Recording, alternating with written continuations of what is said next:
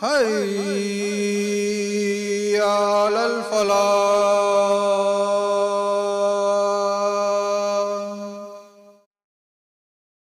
الله أكبر الله أكبر. لا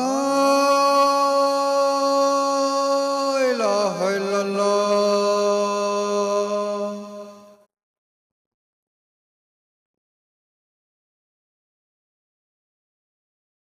بسم الله الرحمن الرحيم. إن الحمد لله نحمده ونستعينه ونستغفره ونؤمن به ونتوكل عليه ونعوذ بالله من شرور أنفسنا ومن سيئات أعمالنا. من يهدي الله فلا مضل له ومن يضلل فلا هادي له ونشهد أن لا إله إلا الله وحده لا شريك له ونشهد أن محمدا عبده ورسوله. أما بعد، فقد قال الله تعالى في محكم تنزيله بعد أن أقول أعوذ بالله من الشيطان الرجيم بسم الله الرحمن الرحيم. كنتم خير أمة أخرجت للناس تأمرون بالمعروف وتنهون عن المنكر وتؤمنون بالله. صدق الله العظيم.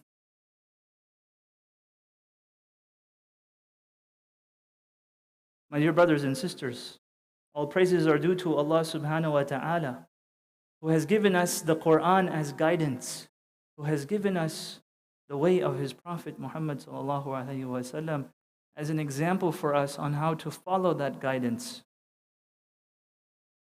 And as a part of that guidance, Allah subhanahu wa ta'ala, He tells us, قُوا أَنفُسَكُمْ وَأَهْلِيكُمْ نَارًا, that save yourselves and your families. Save yourselves and your families from the fire. Protect yourselves and your families. That one of the obligations we have towards our family is to do our best to protect them and to save them and to make sure that they follow the message of the Quran, which is to stand for good. And that is what Allah subhanahu wa ta'ala, He says when He says, كنتم خير أمة أخرجت للناس, that you are the best nation, أخرجت للناس, brought out in the service of people. And what is this service? تأمرون بالمعروف وتنهون عن المنكر. This service is that you command the good. وتنهون عن المنكر, and you forbid the evil. وتؤمنون بالله, and you believe in Allah. And so where do those two things come together when it comes to our families? How can we create a strong family? How can we create strong relationships with our family members? If you study what makes a group successful, any group, whether it is an army, whether it is an organization, whether it is a family, then the things that make those groups of people successful are, a lot of times there's a lot of overlap between what makes all these different groups of people successful. And part of that study shows that one of two things, or two things in particular, which make groups of people successful and which we can apply to our families, is high morale. High morale that is the result of a shared purpose, that is the result of confidence in your group and enthusiasm for that purpose. And the other thing is cohesion, which is that love for each other, that concern for each other, the bonding that exists within that group. When you have a strong foundation, when you have these things and you have this strong foundation, then you can build a building knowing that it will stand, it won't collapse. But if the foundation of your unit, of your family unit, is weak, wobbly, shaky, then anything you build upon it has a chance of falling apart because the foundation is shaky. When we have that strong family, then the members of the family are happier, they're productive, they're goal-oriented, they have resilience. When the family is weak, then the family members are mostly concerned about the tensions in the family, and it stresses them out and it keeps them from being able to focus on whatever is happening outside. Because you're always concerned about what's happening at home. And so how can we create a strong family that can be a shock absorber for us? A good suspension system that no matter what is going on in the outside world, no matter what stressors are upon us, we can come back to our family and find that shock absorption. So that things that normally look like huge disasters to us, we find opportunities for change. We find opportunities for betterment because we have that support and that background. So how can we build a strong family? How can we encourage cohesion within our family or with any group of people? And like I said, this can be used not only in the family context, but in so many other contexts, whether it's organizationally, in any place where you have groups of people. So the first thing that I mentioned that creates high morale and cohesion in our families is shared purpose. And Islam gives us a purpose. If you look at the life of the Prophet Muhammad sallallahu alaihi wasallam, he and his companions, they had a shared purpose, which was the message of Islam, which was the message from Allah subhanahu wa ta'ala. That was their purpose, was to propagate this message, to spread this message, to protect the Prophet sallallahu alaihi wasallam who was in danger from these different forces. Of course, Allah is the protector, but they were the means. And so they had this strong sense of purpose as to what they were supposed to do. And as Muslims, we have that as an ummah. As an ummah, we have that shared purpose that continues on till this day. That shared purpose, as I mentioned, of serving others, of commanding justice, of wanting good, of forbidding evil. This shared purpose exists as an ummah, but at our family level, do we have a mission statement for our family? If I was to ask you, what does your family stand for? What would your response be? What is the mission statement of what is the objective of your family? What would you say? And how does that objective or that mission statement, how does it exist within the daily actions of your family? How do the days and the weeks and the months and the years, how do they relate back to this objective? When you start a project at work, what do? You talk about, okay, this is the objective. We're hoping this is the result. How can we apply that to our families? What does your family stand for? For example, as an organization, you can say that we are a charity. We help the homeless. We help refugees. We are a place for Muslims to find community. And so what is our family's mission statement? Do you stand for honesty in your family? This is a family which stands for honesty and the truth, even if it hurts. Does your family stand for showing up for each other, even when it's hard, even when there's work and school and so on? Are you able to show up for each other? Is this a family that has each other's backs? What is that shared purpose of your family? The second thing, so the first thing was that shared purpose. The second thing which creates cohesion in any group is recognizing and appreciating the value of each member of that group. The Prophet ﷺ, he said, "Malam yashkur an-nas, lam yashkur Allah," that the one that does not thank people, is not appreciative of people, has not truly been appreciative or thankful to Allah. So if we want to be thankful to Allah, then a part of that is appreciating the people in our family. the members of our family. We have situations where family members, they don't want to speak to each other, and they just see red. And if you were to ask them, what's one good thing your family member has done? Can you appreciate one good thing? They said, I can't think of anything. And so is that problem with the person, or is the problem that we have become so, our vision has become so skewed that we're not able to see any good in this family member of ours? That we need to look internally. Because just as we know that no person is perfectly good, that everyone is imperfect, and that is part of our creation, we know that no one is perfectly bad. Not possible. Can you see the good, and can you appreciate your family member? Even with everything else, can you take a step back and see, well, what do I appreciate about this family member? And so when each person is valued and each person is appreciated, then that becomes part of what brings the family together.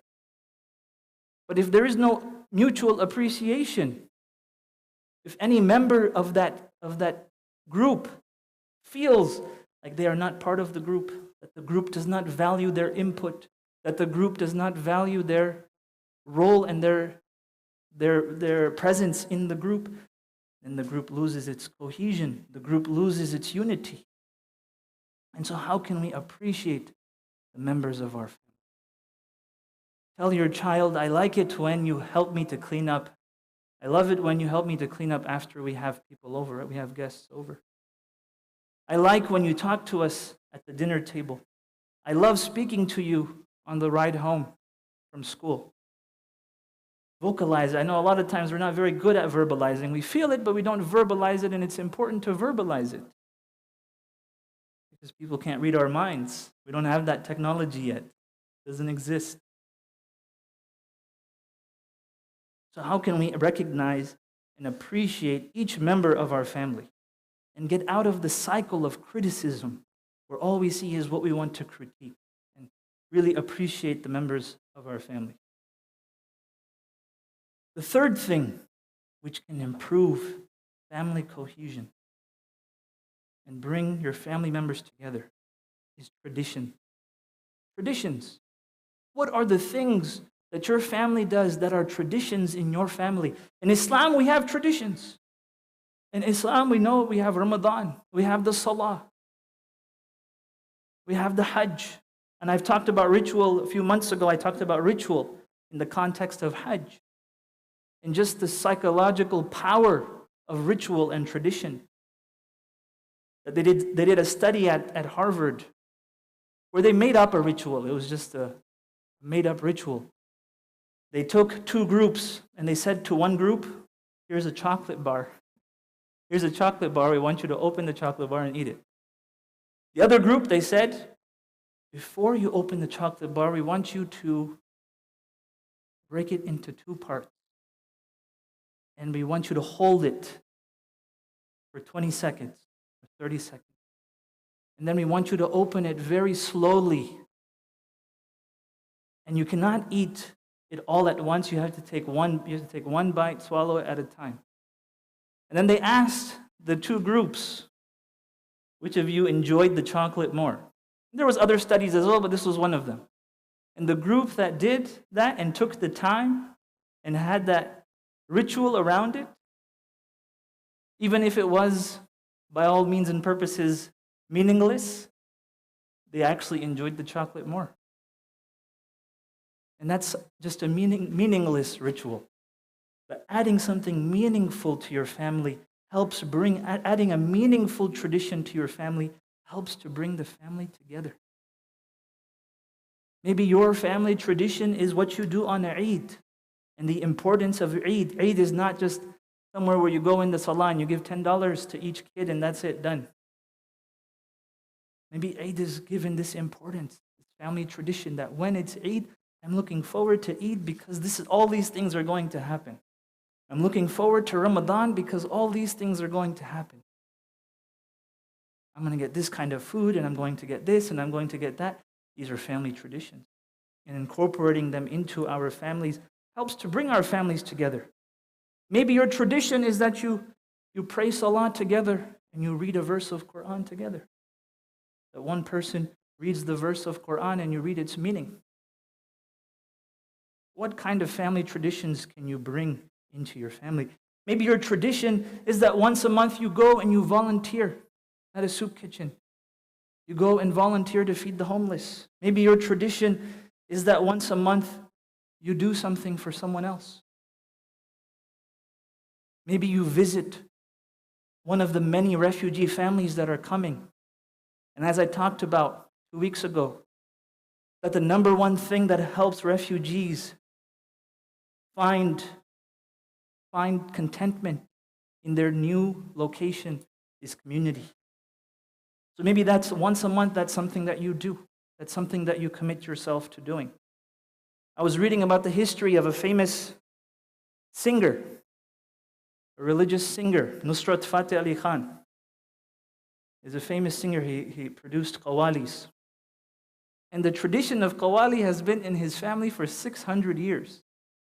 600 years that the family has been year after year, generation after generation. Do you have a tradition that you can put into your family that will go on for 600 years?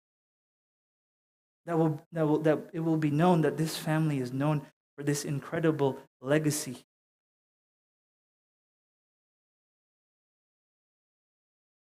So that was the third thing, which was traditions.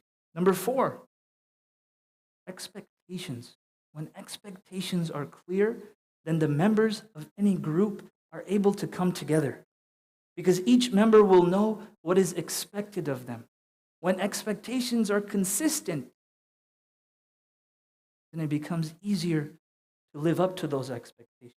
When expectations are not consistent, then that creates anxiety. That if I do this, maybe dad will get upset. But sometimes when I do it, it doesn't get upset.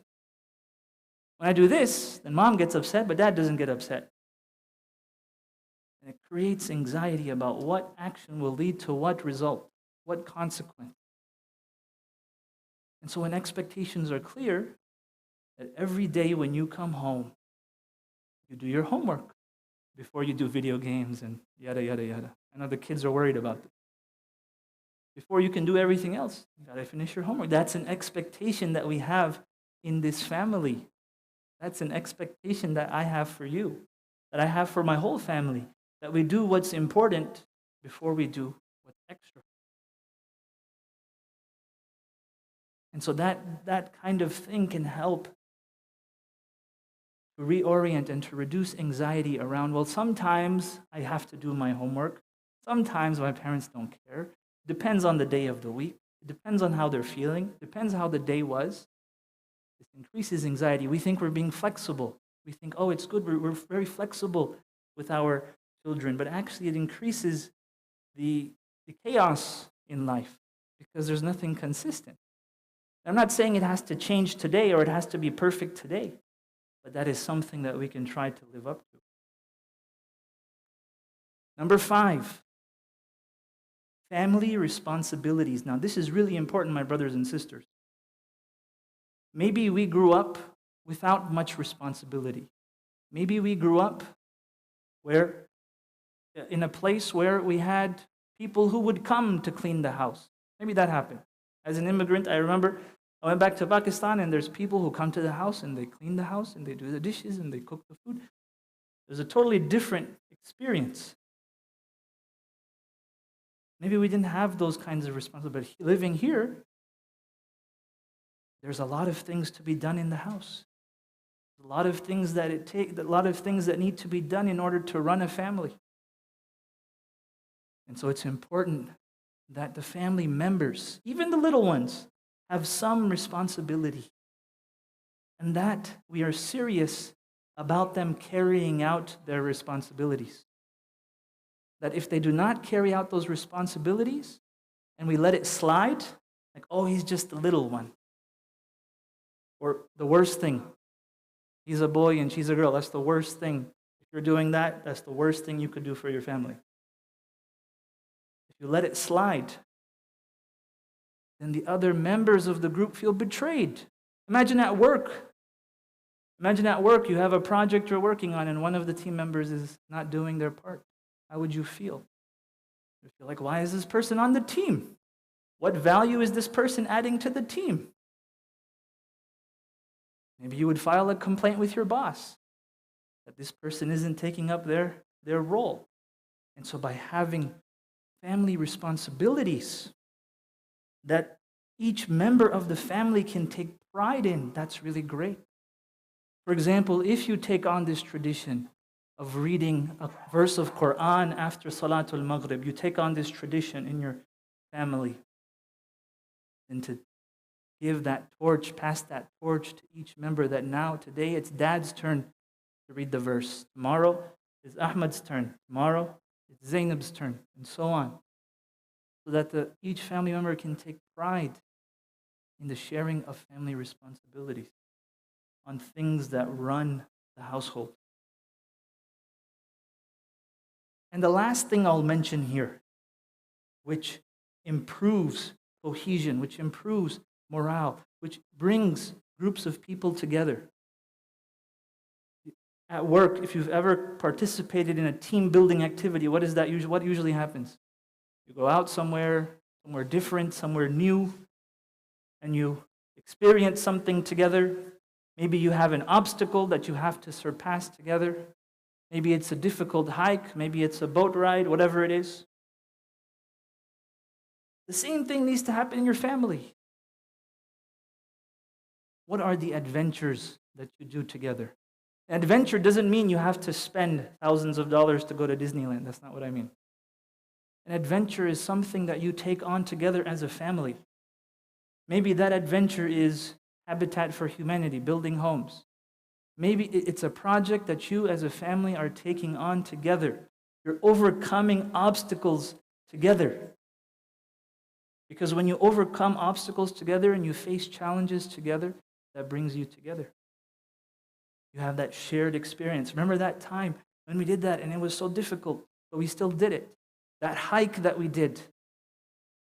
And it was so difficult and I couldn't get up and you gave me a lift. You gave me a boost. These kinds of shared family adventures.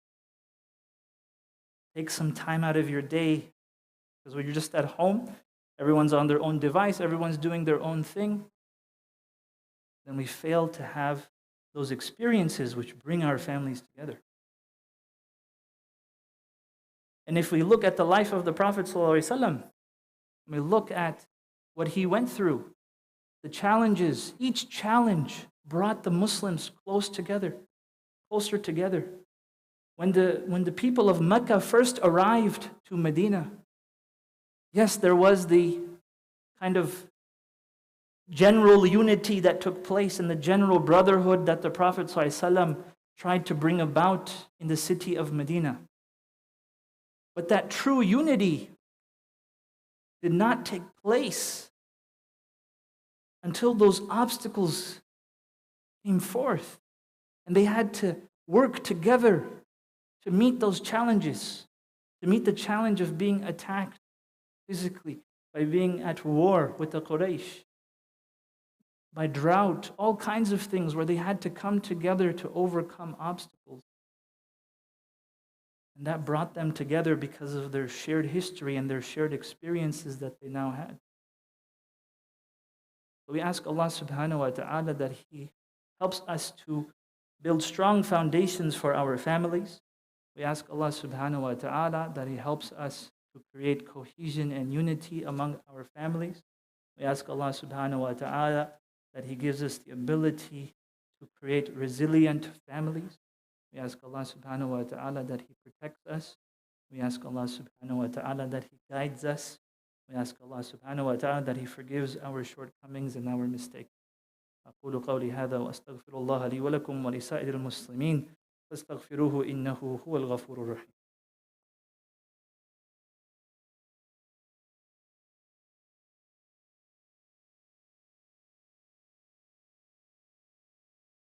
بسم الله الرحمن الرحيم. الحمد لله والصلاة والسلام على رسول الله. in conclusion, my brothers and sisters, the family is where everything starts. The family is where I go to find support. If I'm not able to find that support in my family, then I have to go seeking it elsewhere. And when I seek it elsewhere, I'm not sure what I'm going to get. I'm not sure whether those people have my best interest at heart. And so what we have to do is we have to focus on creating stronger families. We have to ask Allah subhanahu wa ta'ala for help, and we have to seek the means in order to do that. And so today what I discussed was that this kind of, that a strong unit or group of people is based around two things. The first being high morale, that means shared purpose, confidence in that purpose, enthusiasm for that purpose. And it's also built around cohesion, the things that bring you together. That means you have concern for each other. That means you have bonding because of your shared experiences. And that means that you have love for each other. And it's not perfect on the first day, but it's a process that takes building. Some people, they compare it to a marathon.